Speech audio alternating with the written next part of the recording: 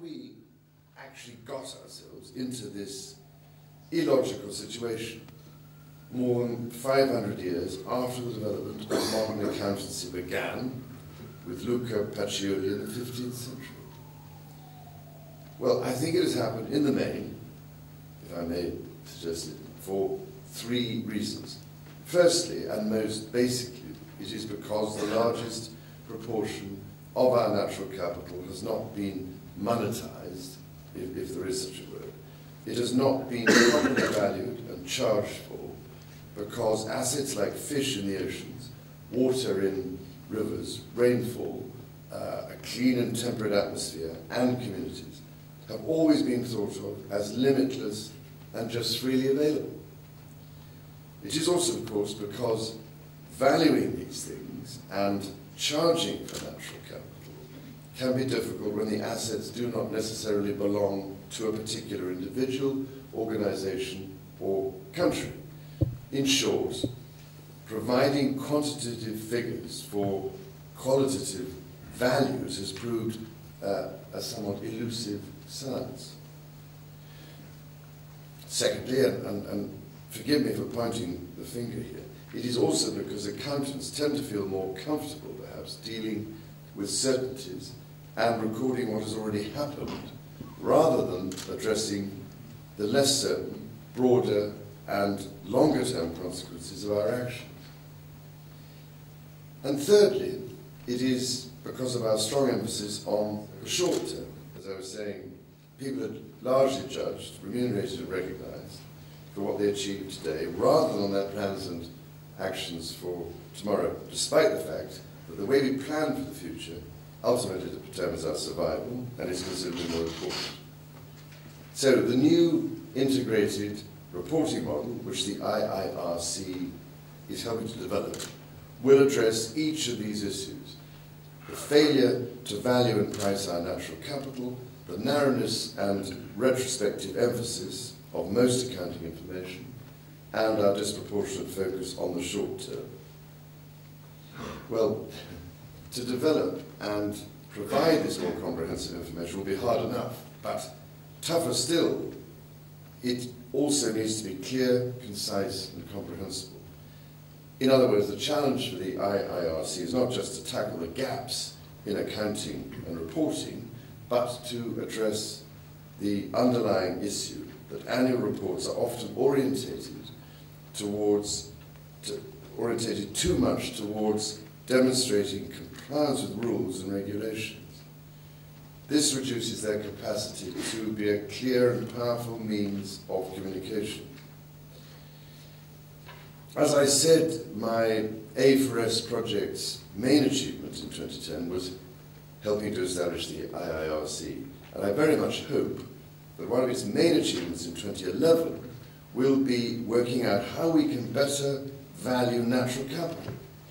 As soon as possible, we have to start putting a price on the multi-trillion-dollar contribution that natural capital makes to the world's economy. And the problem is, time is simply not on our side, but the task is not impossible. A cunning UN initiative called the Economics of Ecosystems and Biodiversity, or TEEB, has been working in this area, led by Pavan Sukhdev, who I really am delighted to see here today. I thought perhaps you might have got stuck somewhere too. It's marvelous that you're here.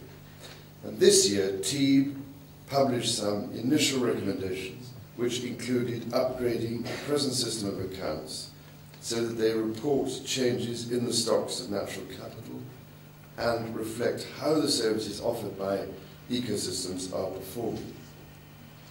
TEEB's report also reiterated something I've long tried to encourage businesses to recognize, for what it's worth, that we should not regard this type of valuation and pricing as a tax.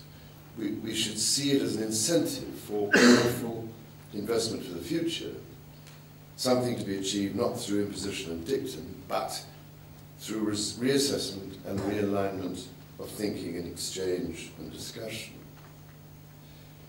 Now, it is clearly a daunting task to value and price natural capital, and to broaden our accounting information and reports to include environmental, social and governance factors, while at the same time making accounts simpler and more comprehensible. But it is a task which cannot be ignored or shirked.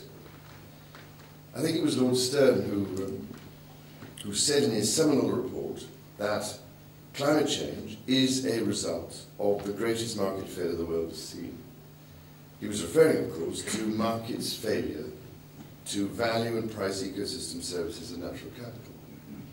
Well, ladies and gentlemen, if I may say so, if governments, businesses, the accountancy profession, regulators and standard setters do not address the present limitations in our accounting information and reports, then it will be the greatest accounting failure the world has ever seen.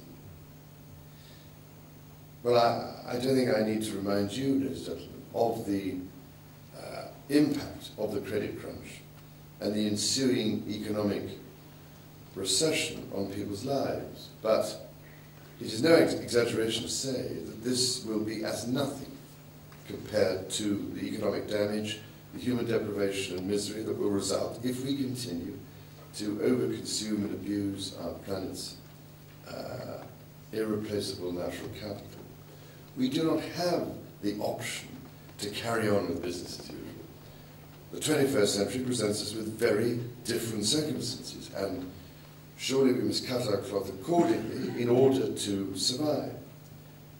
Perhaps in addition to quantitative easing, we should consider the merits of qualitative easing as well. Perhaps also, ladies and gentlemen, in view of the fact that the world seems frozen into futile inaction as a result of skeptics who argue that the wide range of uncertainty about future temperature changes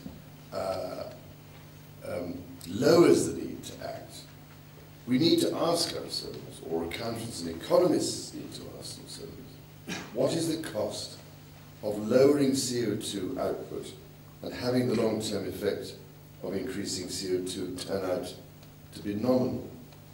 Well, I'm told, although there may be a room full of creative accountants here who will disagree, that the cost appears to be roughly equal to foregoing once in our lives 6 months to 1 year's global growth, in other words 2 to 4% or less.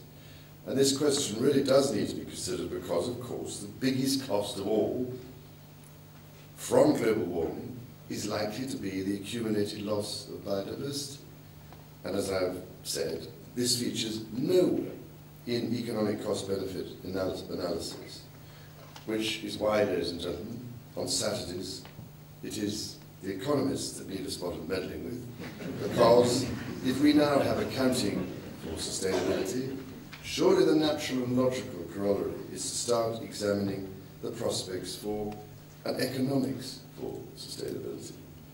Perhaps, you never know, this is something the accountants could help the economists to begin to consider. Well, make no mistake, they may not seem so, but the decisions you take in the next few years will have a cumulative effect upon humanity's ability to survive in the long term. And if we don't take the right decisions now, listen to me, but I say if we don't take the right decisions now, we will effectively lock our children and grandchildren into a very grim future and throw away the key. And that is entirely why I go around meddling. It's because of our grandchildren. And also our children in many ways, I think.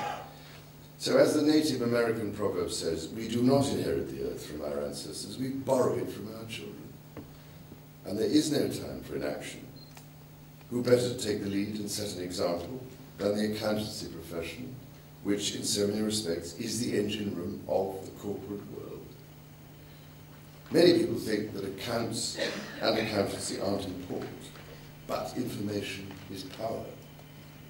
And it is the responsibility of accountants to provide the best systems and information so that acting with a long term in mind and serving the best interests of communities and the environment can also be seen to be the right financial approach. So, ladies and gentlemen, I can only wish all of you every possible success with this, I would have thought, pretty vital endeavour, and I shall much look forward to the next report back to learn of progress.